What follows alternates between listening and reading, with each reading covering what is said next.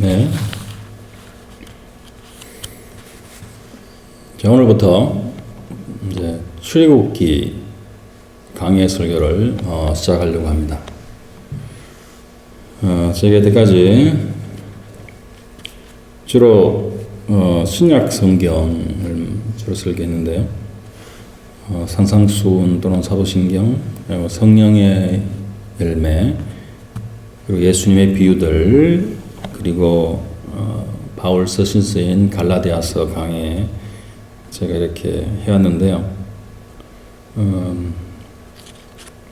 이때까지 주로 그 신약 성경의 그 복음을 중심으로, 십자가의 복음을 중심으로, 또한 우리 그리스도인들이 어떻게 살아야 되는가, 정말 그 진정한 자유와 또한 그 사랑과 그 거룩함의 삶에 대해서 주로 지금까지 말씀을 나눴습니다. 십자가의 그 구원 사건, 그것과 대비되는 바로 이 우리 구약 성경에 나와 있는 대표적인 말씀이 바로 이 출애굽 사건입니다. 그 십자가 구원 사건과 출애굽 사건의 그 공통점은 무엇이냐면 같은 그 구원이라는 주제를 갖고 있고요. 그리고 구원은 언약의 바탕 위에서 이루어지는 것입니다. 그래서 두 가지가 있죠. 구원약과 새 언약이 있습니다. 그래서 우리 이 옛 언약, 구원약을 구약이라고 그러죠.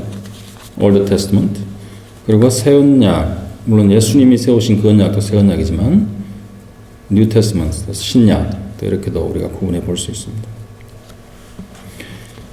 바로 이 옛 언약이라는 것은 그래서 구약 성경 전체를 가리키는데, 바로 이것은 오실 그리스도를 가리키는 것이다, 그렇게 볼 수 있는 거죠.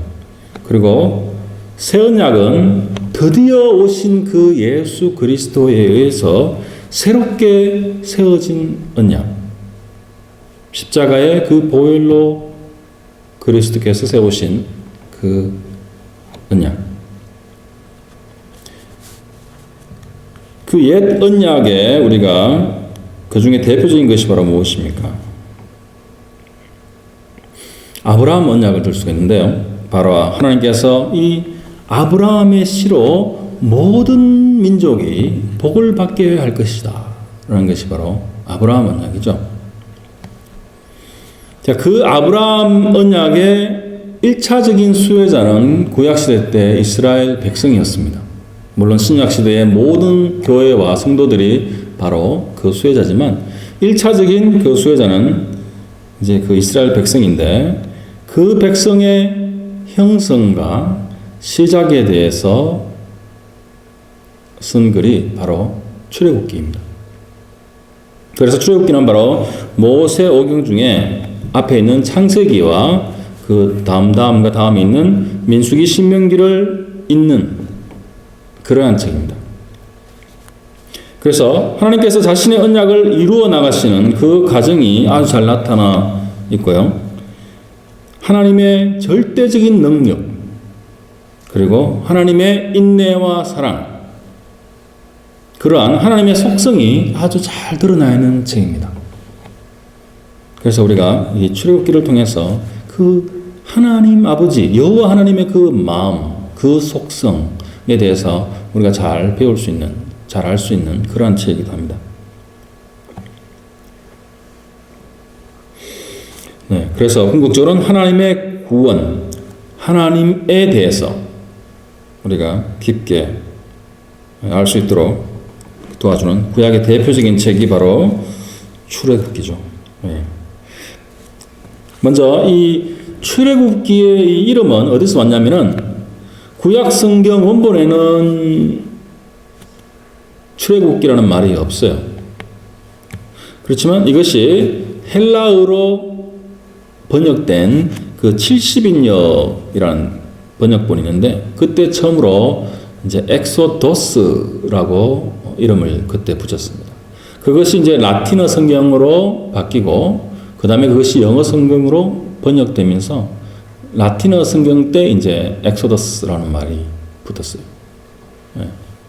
그게 우리말로 번역한 게 출애굽기죠.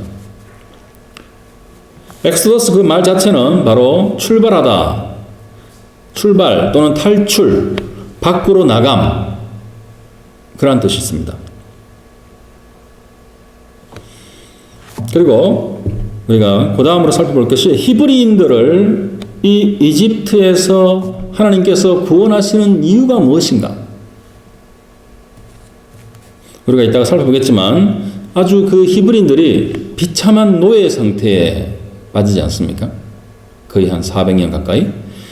그렇지만 하나님께서 구원하시는 이유는 그 사람들이 삶이 너무나 비참하기 때문에 그 비참한 삶에서 하나님께서 구해 주시려고 하는 것이 아니라 바로 아브라함과 이삭과 야곱에게 행하신 그 언약을 이루시는 것이다. 그것이 이유다라는 것입니다.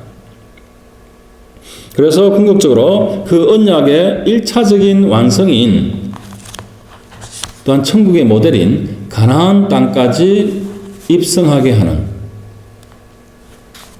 그것이 하나님께서 이 이집트, 고대 이집트, 애굽에서 히브리인들을 구원해내시는 궁극적인 이유인 것입니다. 이것을 우리가 분명히 이해하는 것이 참 중요합니다. 왜냐하면 그것이 우리의 언약과도 직결되기 때문에 그런 거예요. 우리의 삶이 비참하고 고달프고 힘들어서 하나님께서 더 나은 삶으로 이렇게 구원해 주시는 것이 아니기 때문입니다.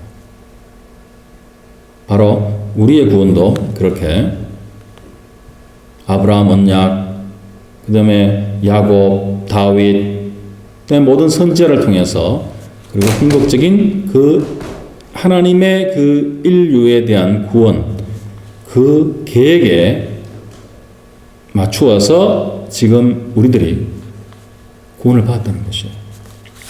그러한 포인트를 우리가 잘 숙지하는 것이 참 중요합니다.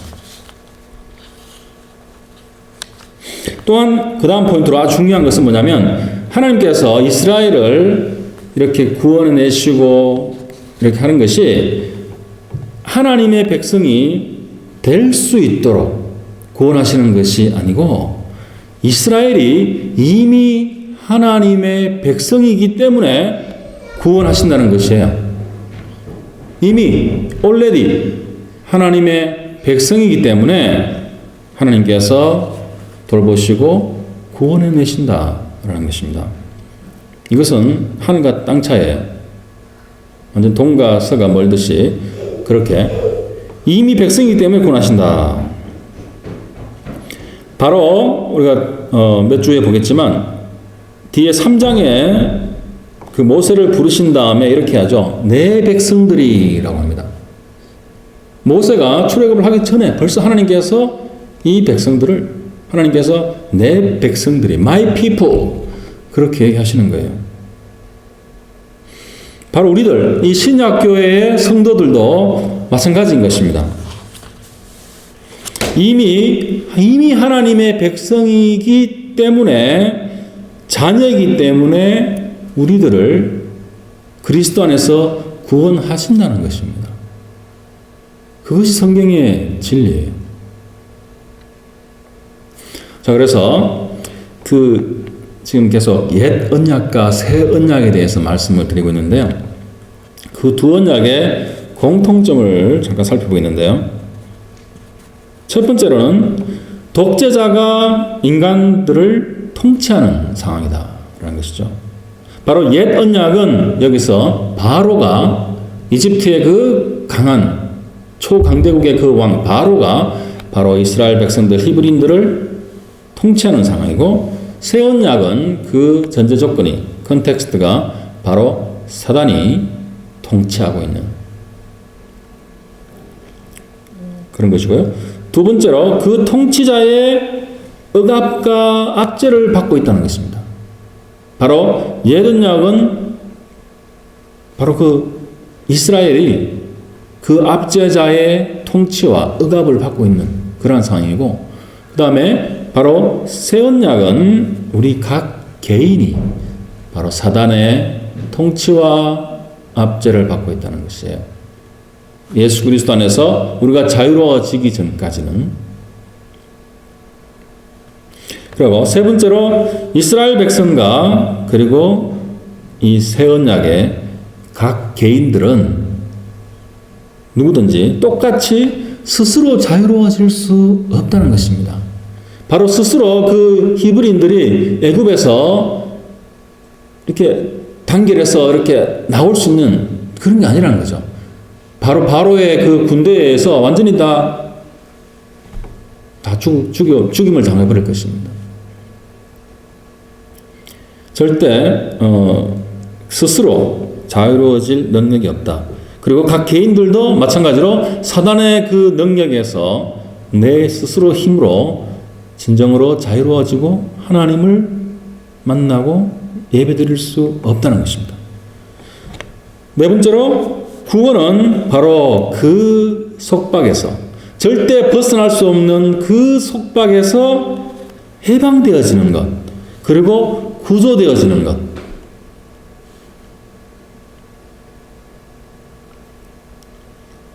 그리고 다섯 번째로 마지막으로 오직 하나님만이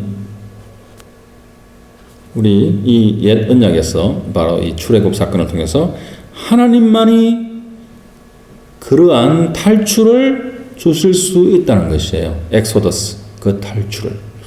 그리고 그리스도를 통해서 신약 백성들, 물론 구약 백성도 그리스도를 향해서 looking forward, 바라보면서 우리가 구원을 받지만 바로 그렇게 탈출을 받을 수 있다는 것입니다. 오직 하나님만, 하나님께서만이. 네.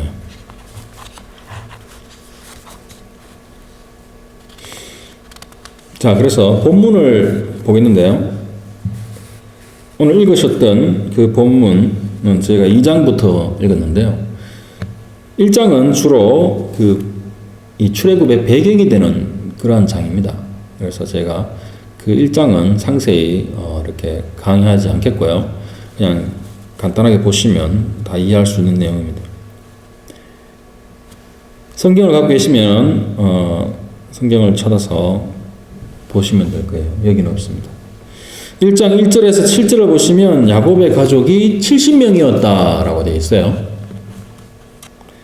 그리고 그 가족이 다 죽고 난 다음에 7절에 보면 그 후손들이 너무나 번성하고 강해졌다, 강대해졌다라고 되어 있습니다. 그래서 그 다음 절 8절에 보면 요셉을 알지 못하는 새 왕이 이제 즉위하고 올라와서 이제 그 총리가 되어서 애굽을 구했던 그 요셉에 대해서 모르는 사람이 이제 왕이 되었다는 것입니다. 그래서 그렇게 번성하고 강대해진 이 히브리인들에 대해서 정치적인 위협을 느끼기 시작했다는 것입니다. 그래서 그 해결책으로 뭐냐면 이 바로가 더 이 사람들을 압제하고 더 많은 고역을 시켜서 정말 지쳐서 그냥 허헉댈수록, 그래서 길을 못 펴도록 그렇게 이제 압제 정책을 펼치는 거죠. 근데 12절에 보면 이렇게 되어 있어요. 학대를 받을수록 더욱 번성하였다라고 되어 있습니다. 이 히브리인들이 하나님의 은혜로 해서 더 강하고 더 번성하였다는 것입니다. 그 인구가 계속 더 늘었다는 거예요. 그럼 더 이제 바로가 골치가 아팠겠죠. 그래서 이제 그 1장 후반에 보면은 바로 이 애굽 왕이 이제 아이디어를 내죠. 히브리 38을 두 사람을 부릅니다. 그 사람이 바로 시브라라는 사람과 보아라는 사람이에요. 그래서 왕명을 내리죠. 그래서 아기가 태어나면, 남자 아기가 태어나면 죽이고 여자 아이가 태어나면 그냥 살려놔라. 이거는 그냥 왕명이에요.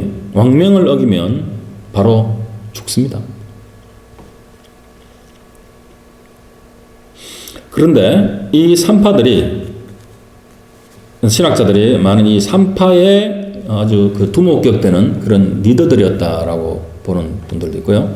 하여간 이 산파들이 하나님을 두려워해서 이 바로에게 와서 거짓말을 합니다. 어떻게 하냐 그러면 히브리 여인들은 애굽 여인과 같지 아니하고 건장하여 산파가 도착하기 전에 벌써 해산하였다는 것이에요. 너무 아이를 잘 낳는다는 것입니다. 이 히브리 여인들이. 그래서 소식을 좀 가려고 하면 벌써 다 해산하고 아이가 다 태어났다는 거예요. 그래서 다 이렇게 했기 때문에 자기들이 어떻게 해볼 수 있는 그런 기회가 전혀 없었다는 것입니다. 정말 이 히브리 여인들이 강했던 것 같아요. 실제적으로. 옛날 어머님들이 이런 얘기를 하는 걸 제가 들었습니다. 그래서 나는 옛날에 애 놓을 때 그냥 악 하는 소리 한번 지르고 그냥 애 낳았다. 이런 말하는 걸 들은 적이 있는데요. 네, 농담이겠죠. 아이 놓는 게 얼마나 힘듭니까? 근데 소리 한번 악 지르고 이제 내가 아이를 낳았다. 정말 믿거나 말거나 하는 그런 말씀이지만 이 문장에는 이 산파들이 이 바로에 가서 히브리인들이 그렇게 아이를 낳았다. 그렇게 이제 하는 거예요. 그래서 이제 바로가 다른 명령을 내립니다. 1장 마지막에 이제 22절을 보면 이제는 산파가 아니라 모든 히브리인들에게 왕명을 내리는 거예요.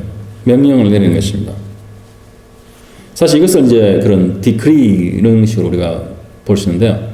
어떤 그런 권력이나 권한을 가진 사람이 어떠한 명령이나 법을 제정할 때 그걸 디크리라고 하는데요.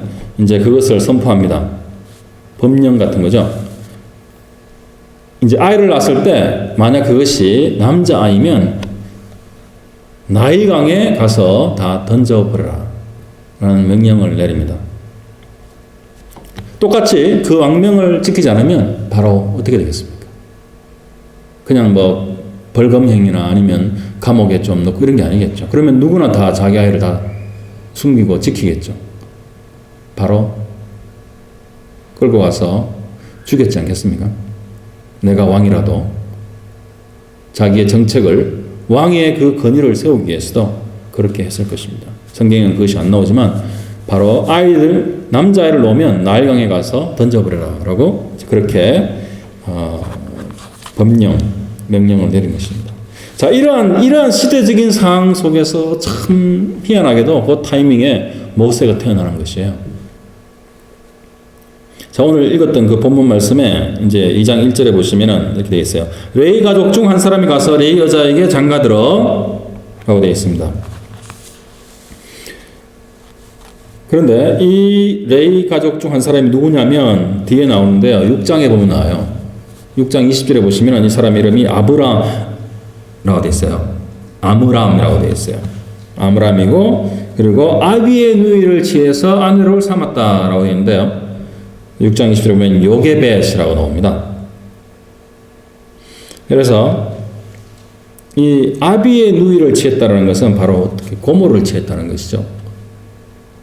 물론 이러한 것은 출애굽 이후에 우리가 레위기 18장을 보시면은 이러한 가까운 그러한 친척들, 그러한 건친 결혼은 율법으로 금지됩니다. 그렇지만 그 전까지는 이러한 것이 허용되었다는 거죠.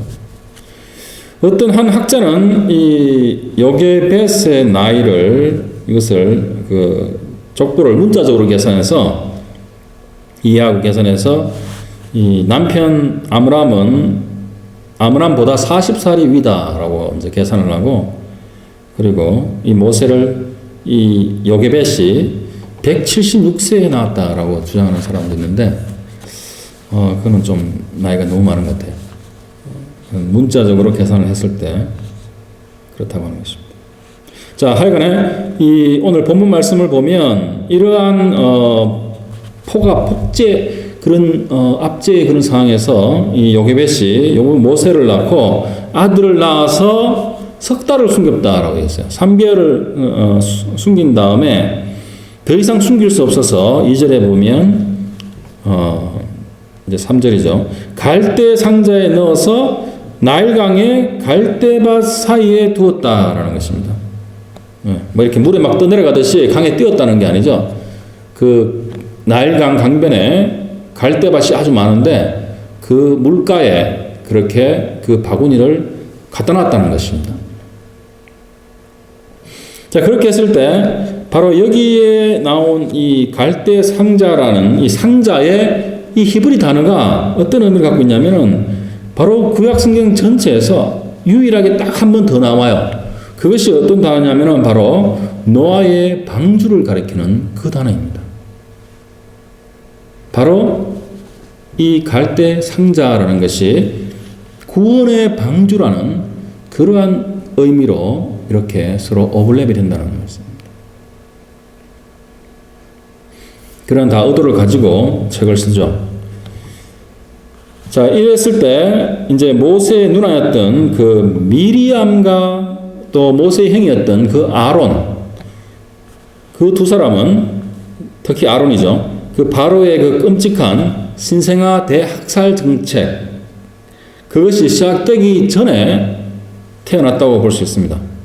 그런데 이 중요한 사람, 이 모세, 하나님의 그 메신저, 이 모세는 왜 이러한 정치적 상황에서 태어나서 정말 죽음의 위험을 감수해야 돼요.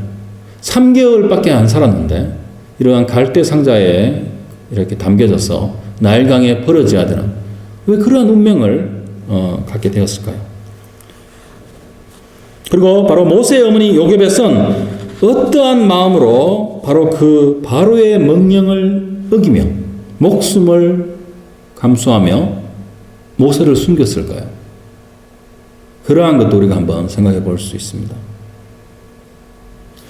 그리고 방주라는 그 상자에 넣어서 갈대밭 사이에 띄워놓았을 때 때마침 그 바로의 그 공주가 모욕하러 내려온 일은, 그것은 어떻게 우연히 일어난 일입니까?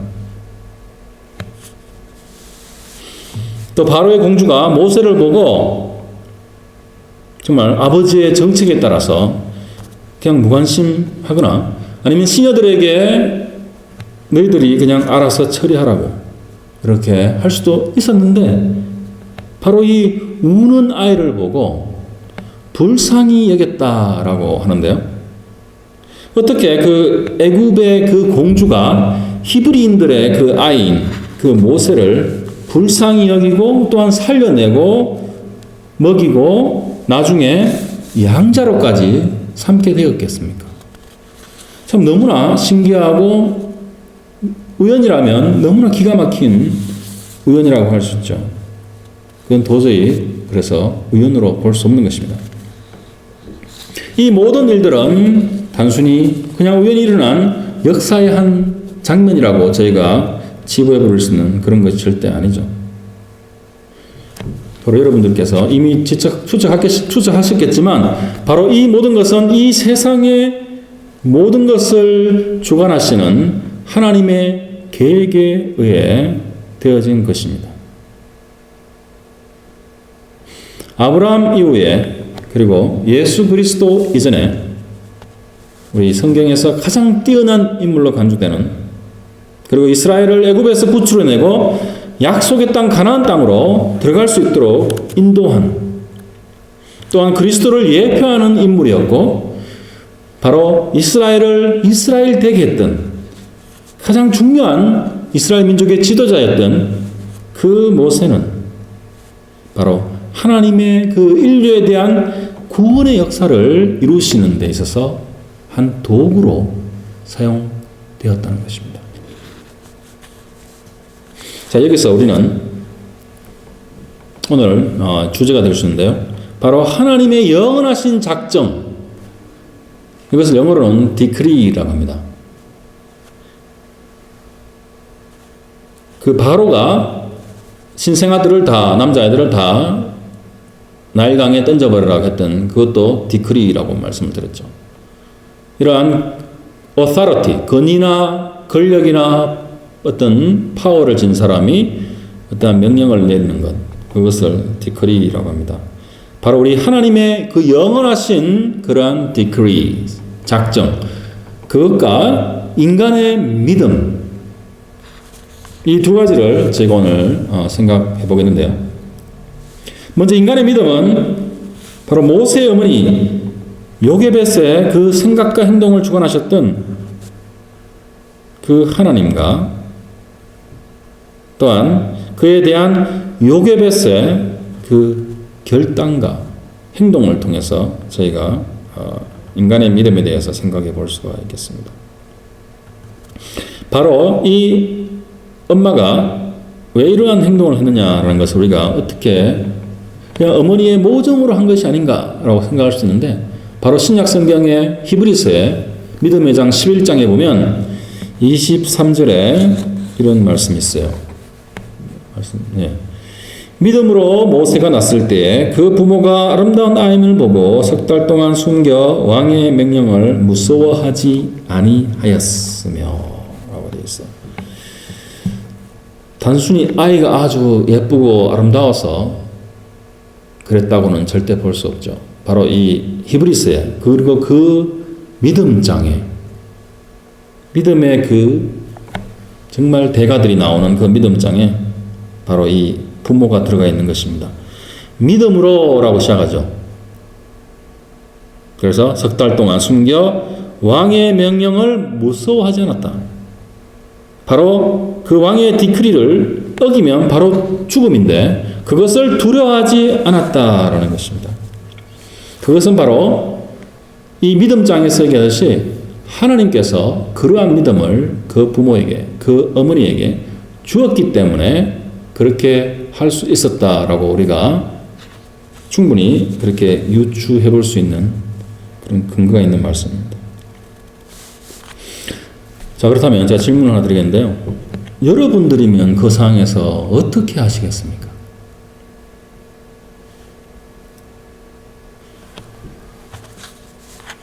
이제는 그런 일이 우리 주위에 일어나지 않으니까 우리는 또 안전한 미국이나 또는 한국에 살고 있기 때문에 그런 걱정은 안 해도 된다라고 안심할 수도 있겠지만, 우리가 상상을 해보고 그러한 상황이면 그럼 어떻게 하시겠습니까?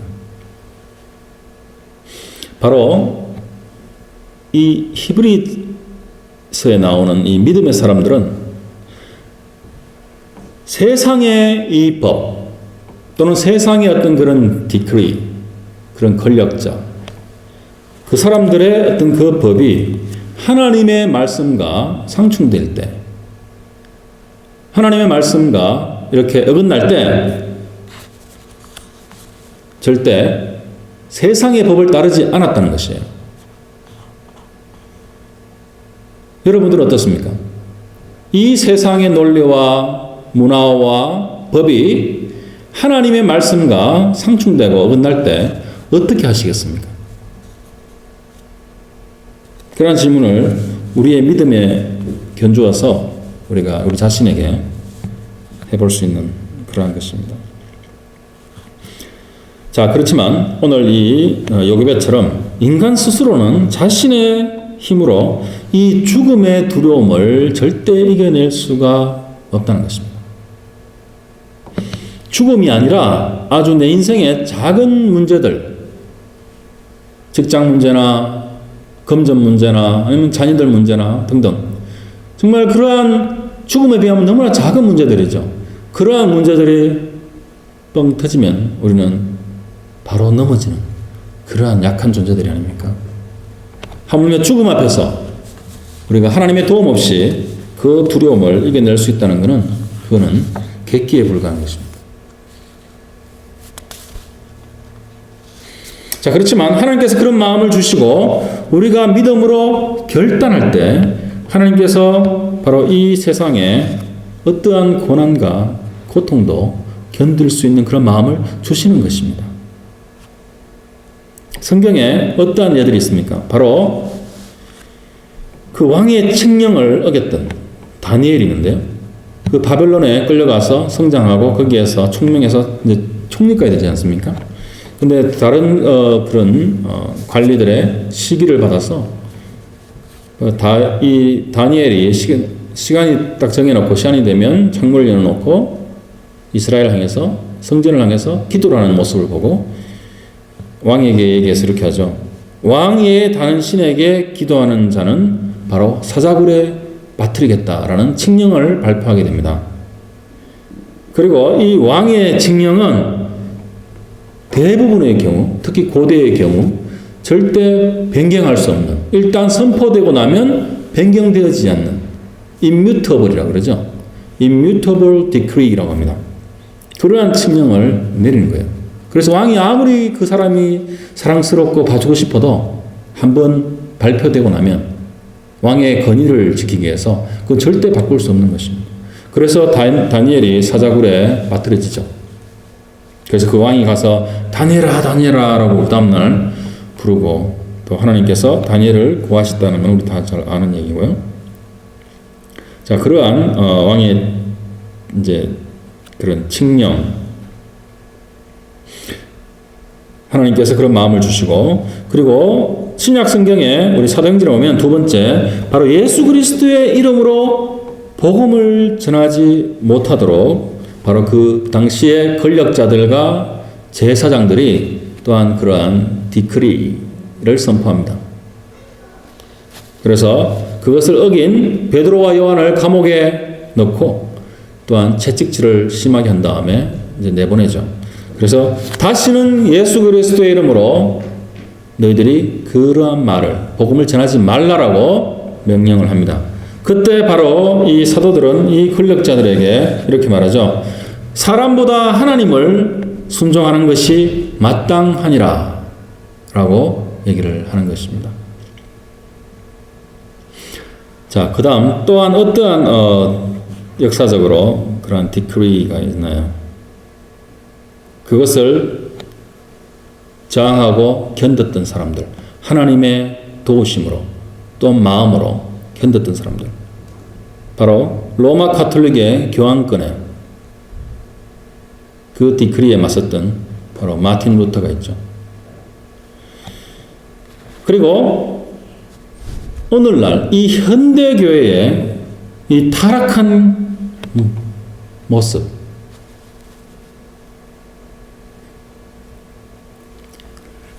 정말 그 많은 목사들, 큰 교회, 대형 교회의 많은 목사들, 거짓말과 횡령과 또한 세습을 일삼는 한국의 많은 대형 교회 단임 목사들, 또는 언론 목사들, 소위 당회장이라고 하는 그러한 목사들,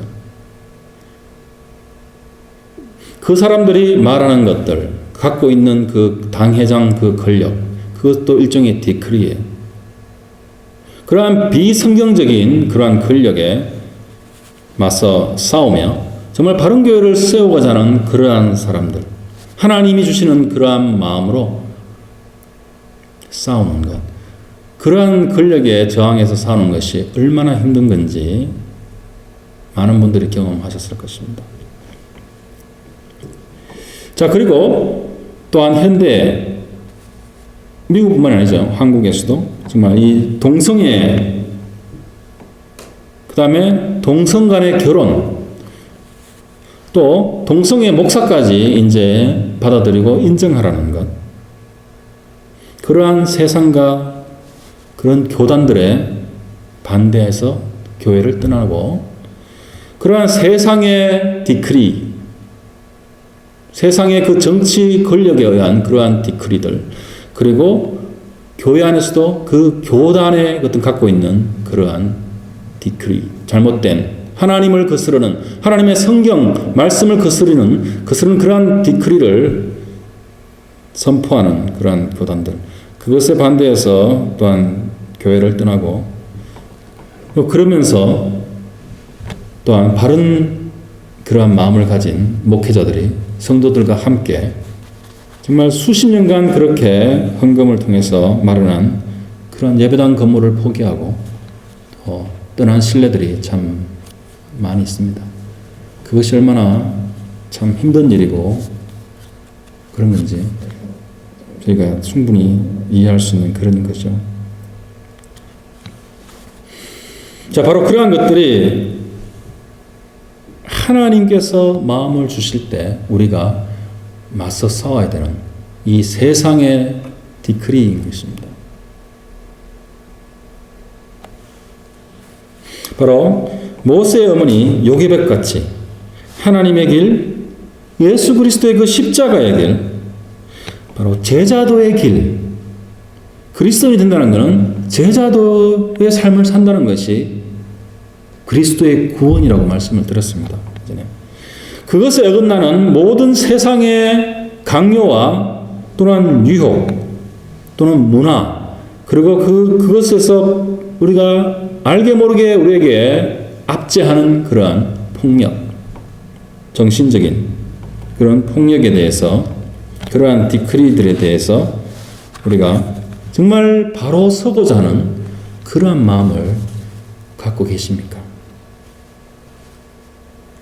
바로 그러한 마음을 우리가 갖고 있는 바로 하나님의 마음을 담아내는 그러한 사람들이 바로 참된 그리스도인인 것입니다.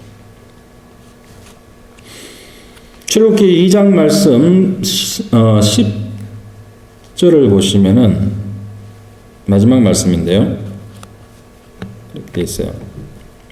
그 앞에는 이제 그 누이가 어미를 데려와서 젖을 먹이고 그래서 그 아이를 데려다가 젖을 먹고 충분히 큰 다음에 다시 이제 바로의 딸에게 데려온다라고 되어 있죠.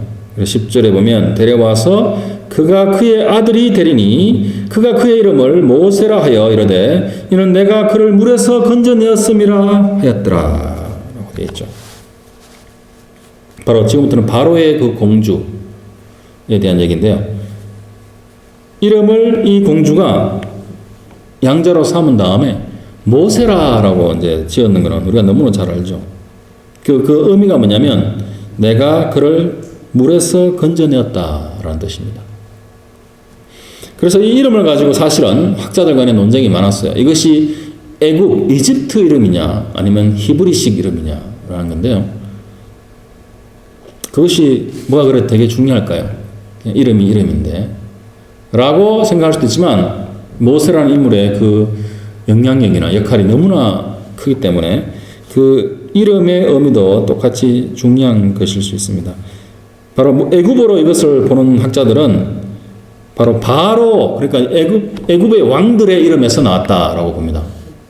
왜냐하면 그 바로들의 이름에 이런 게 있어요.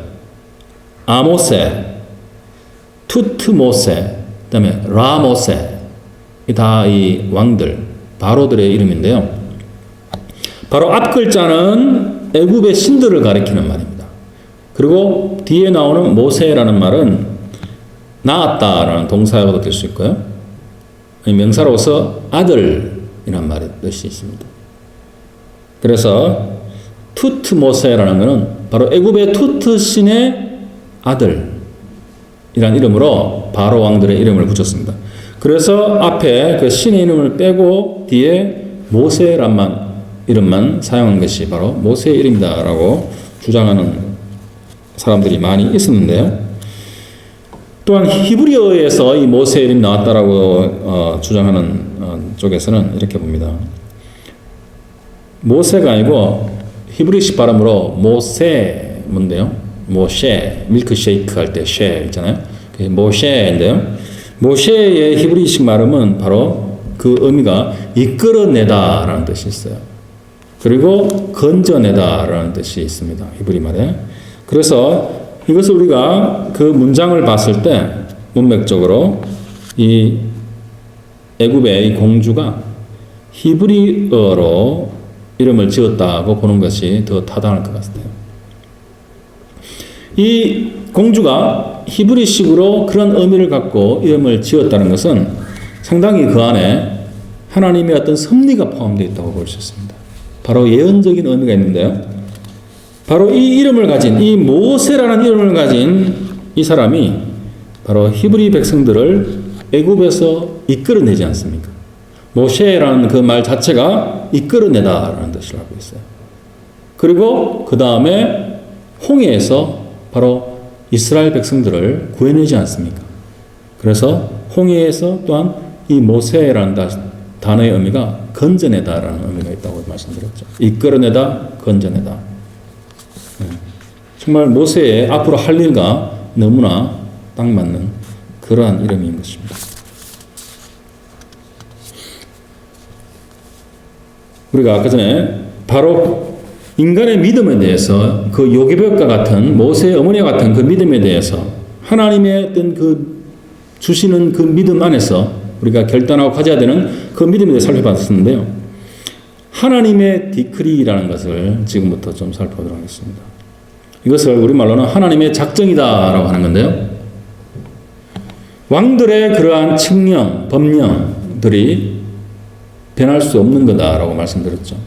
바로 하나님의 디크리라는 것은, 하나님의 작정은 절대 변할 수 있는 것이 아닙니다. 그래서 우리가 하나님의 속성에 대해서 공부하실 때 바로 immutability, 하나님의 속성은 절대 변할 수 없다라고 저희가 배웠죠.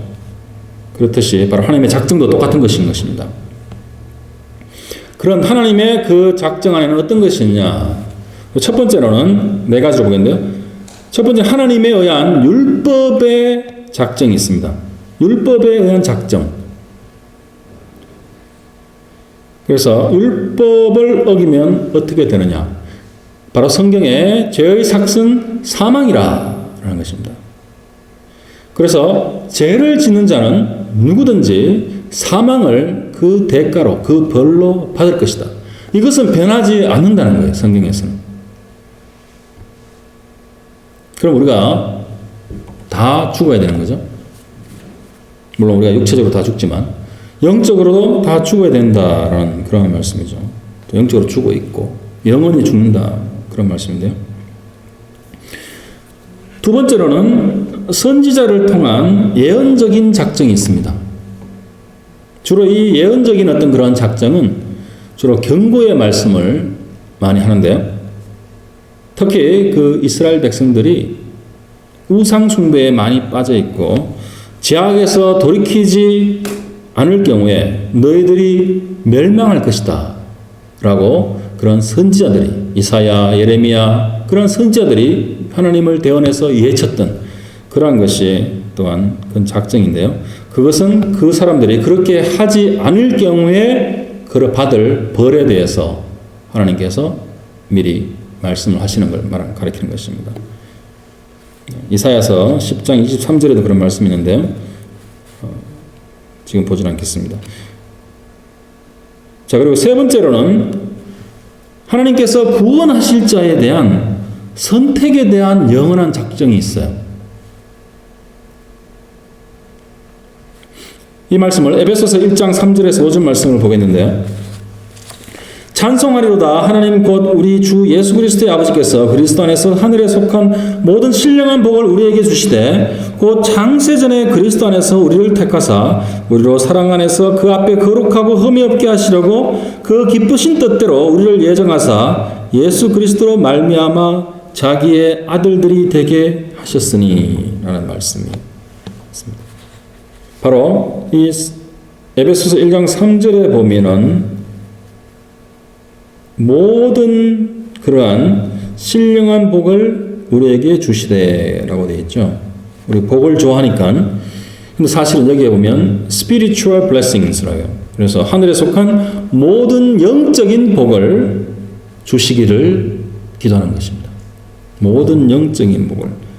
그것이 무엇이냐? 바로 바울이 이 다음 절 4절에서 5절에 말하는 거죠. 바로 창조 전에 그리스도 안에서 우리를 택하사 우리로 사랑 안에서 그 앞에 거룩하고 흠이 없게 하시려고 우리를 예정하셨다. 택하셨다라는 말하고 있는 것입니다. 그래서 그 기쁜 뜻대로 우리를 예정하사 예수 그리스도로 말미암아 자기 아들들이 되게 하셨다.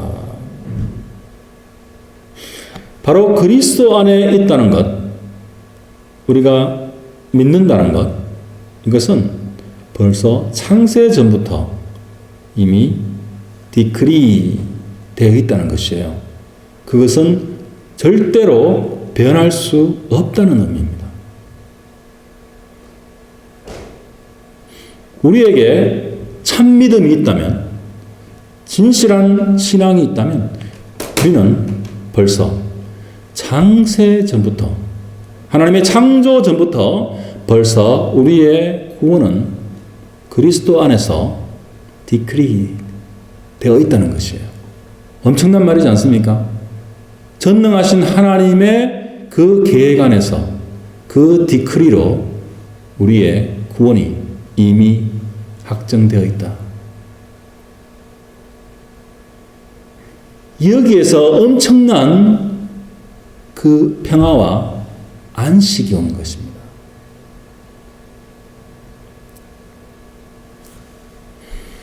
자, 그리고 마지막 네 번째로 하나님의 작정 중에서는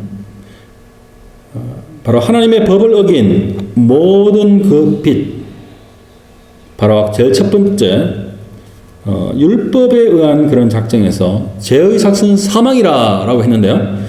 바로 그러한 모든 그 법을 어긴 그런 죄에 대한 것, 그것이 바로 그리스도 안에 십자가로 인해서 없애버리신다라는 것입니다. 그것이 또한 하나님의 또 다른 그러한 작정이다라는 것이에요. 바로 골로새서 2장 13절 14절 말씀을 보시면은 또 범죄와 육체의 무할례로 죽었던 너희를 하나님이 그와 함께 살리시고 우리의 모든 죄를 사하시고 우리를 거스르고 불리하게 하는 법조문으로 쓴 정서를 지우시고 제하여 버리사 십자가에 못 박으시고, 그런 말씀 있죠. 바로 우리가 범죄와 육체의 무할례로 하나님의 백성이 아닌 상태에서 지었던 모든 죄에 대한 것입니다. 그렇게 그 죄로 인해서 죽었던 너희들을 하나님이 예수 그리스도와 함께 살리시고 우리의 모든 죄를 용서하시고, 그 다음에 이렇게 되어 있어요. 우리를 거스르고 불리하게 하는 법조문이라고 되어 있는데, 이것이 참 번역이 하다 보니까 이렇게 할 수밖에 없었던 것 같아요. 그렇지만 우리가 영어로 보면 아주 분명한데요. Having cancelled out the certificate of debt consisting of decrees against us. 여기에 바로 decree라는 것이 나옵니다. 바로 구약에 나오는 모든 율법 또한 하나님의 그 선지자적인 또한 그 작정과 명령, 그 모든 디크리들을 다 합한, 그것이 죄인들을 우리를 향해서 반대로 그러한 것을 죄를 부과했던 그걸로 구성된 그런 디크리즈로 구성된 그러한 debt, 뭡니까? 빚이죠. 빚의 certificate이라고 돼요. 증명서, 확인서. 그것을 어떻게? 바로 cancel. 그냥 그리스도 안에서 십자가의 그 보혈 안에서 죄 용서 안에서 그냥 캔슬을 시켜버린다는 것입니다. 그것이 바로 법조문으로 선 정서를 지우시고 이렇게 되는데요. 그러한 맥락에서 디크리라는 의미에서 이해하시면 아주 이 의미를 분명히 이해할 수 있습니다. 그래서 그 디크리는 어떤 거였나? Which was hostile to us. 우리에게 적대적이었고, 그리고 he has taken it out of the way. 그가 그것을 이제 길에서 제버렸다 이런 말씀이죠. 그리고 having nailed it to the cross. 십자가에 그것을 꽝꽝 nailed, 못 박아버렸다라는 것입니다. 너무나 깨끗하게, 너무나 통쾌하게 우리의 그 모든 죄에 대한 그 빚, 그거에 대한 결과, 그 죄의 사신 사망, 그것을 캔슬, 지워버리셨다. 바로 그것이 하나님의 작정에 대한 성경에 나오는 말씀들입니다. 하나님이 창세전부터 시작하신 그것과 그리고 그리스도 안에서 우리에게 허락하신 이 축복, 영적인 이 엄청난 복들, 그것이 하나님의 작정 안에서 우리가 이렇게 더 깊게 이해되어질 수 있는 것입니다.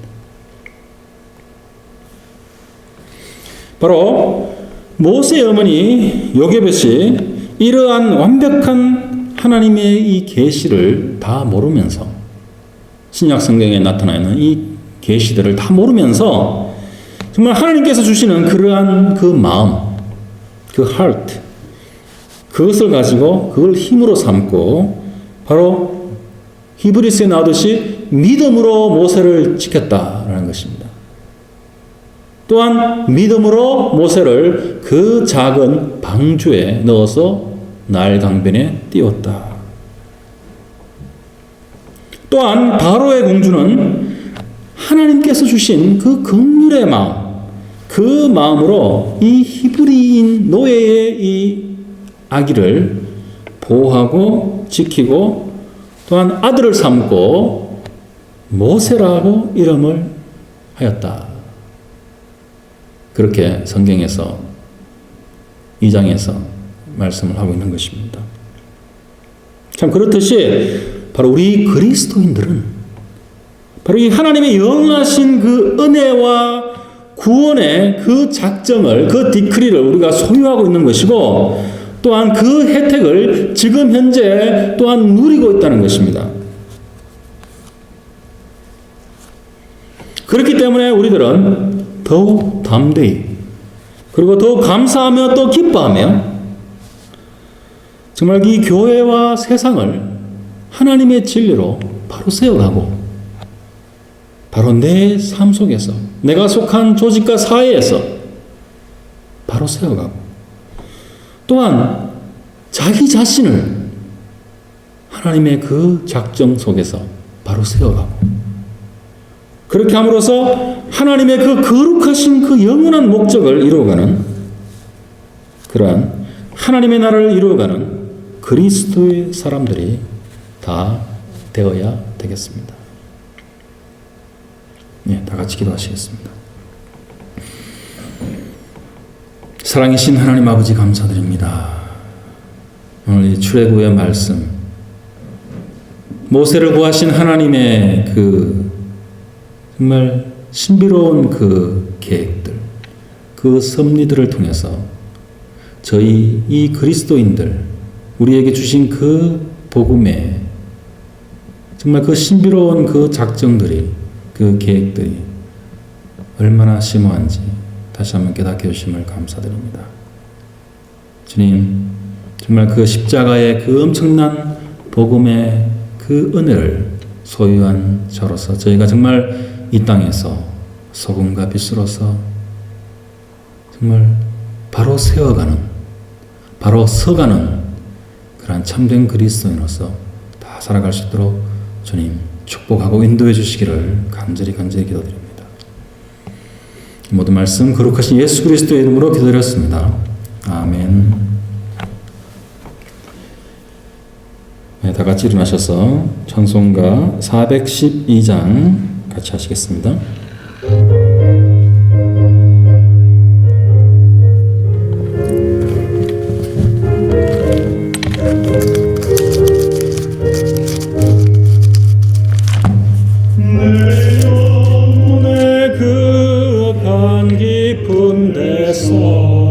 맑은 가락이 울려나네. 하늘 곡조가 언제나 흘러나와 내 영혼을 고이 사네.